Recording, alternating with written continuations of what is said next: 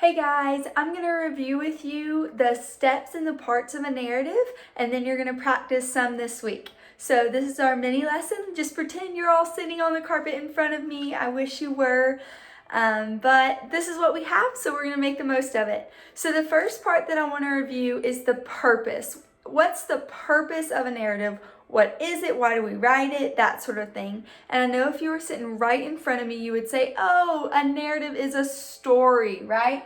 Remember, the purpose of a narrative is to write a story.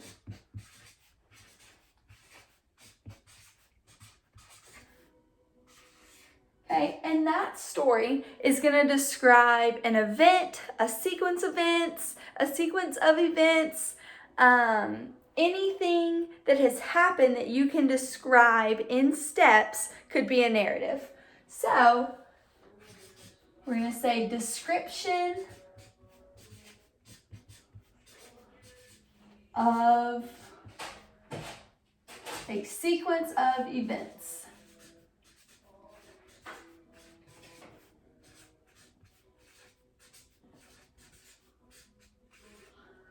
Okay, so now if we know what it is, what does it need to have? In order for it to be a good narrative, it needs a couple of things.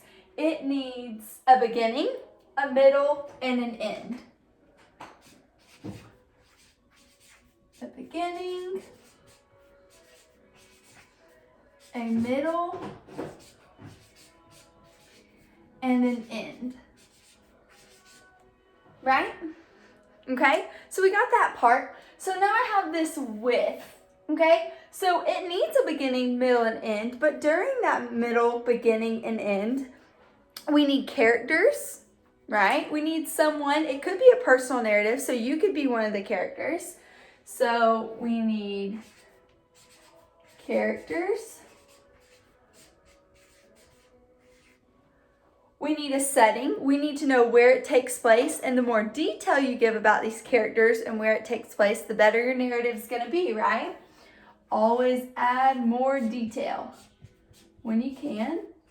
So we need characters, a setting, and the last thing we need is a problem and solution, right? So we don't just want to say, we don't want to be boring. We don't want to just list out a sequence of events and be like, okay, cool. We need some sort of exciting moment or some sort of problem or something to overcome in our story.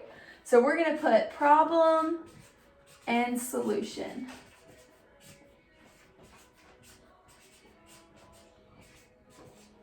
Okay?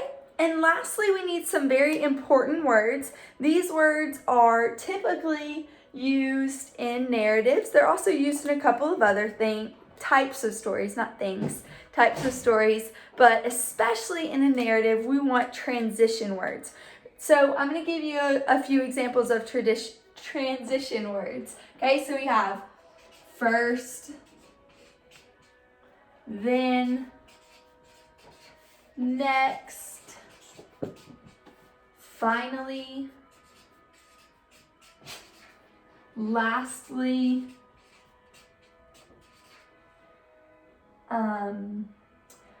what's another one we could think of?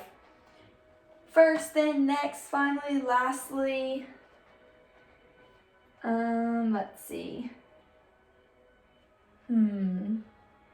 Let's remember too, we need a comma after each one, okay? So when you use that transition word in your narrative, you can put that comma, and that shows you're transitioning, you're taking a pause, you're telling me the next thing that happens. So we could say first, then, next, finally, lastly, after. Okay, so we could say after such and such, and then tell me what comes next. All right, I hope this helps. You guys message me with any questions you have on narratives.